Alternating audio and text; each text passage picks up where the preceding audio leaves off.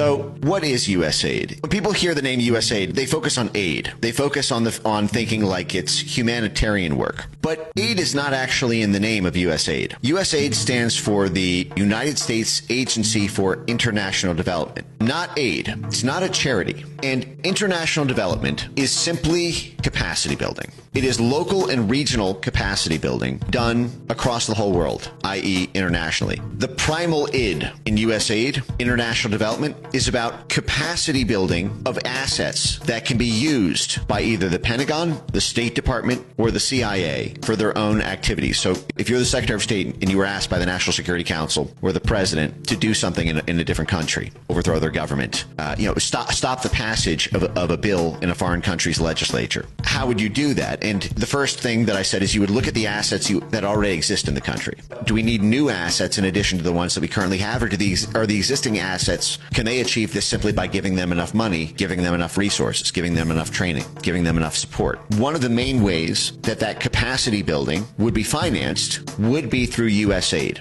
USAID would say that it's doing something, funding a hospital system, funding universities, funding civil society organizations, funding media institutions, funding independent media in the region. Sorry, there's something in my eye. Independent media in the region on USAID payroll. And those institutions, those assets, would then be bigger and more powerful and more capable more capable of serving the State Department's goal, aka advancing U.S. national interests. USAID has a bigger budget than the State Department, over $50 billion.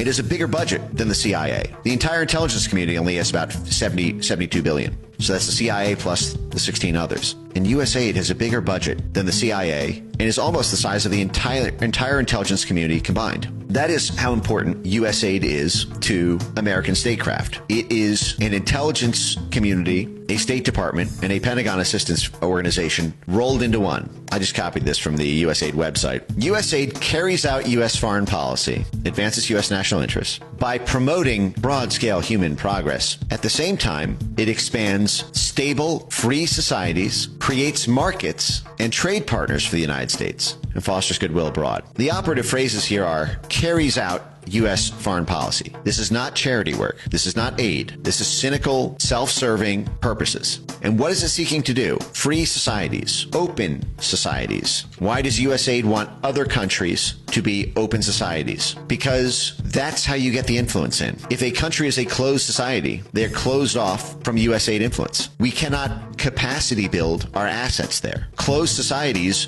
box USAID out. China is a closed society. That is why we have not been able to topple the government of China, despite having tried for 100 years now almost. We have not been able to topple Putin from Russia. Why? Because Russia is a closed society. Like China, they kicked USAID out. It is not an open society. And so the USAID can't just take over their entire media ecosystem by funding 100 different media propaganda outlets in the region to sway hearts and minds. And remember, that's what this is. It's hearts and minds and cash. That's what soft power is. They call it hearts and minds work, but it's cash that does the moving of those hearts and minds, especially of the leaders of the movements.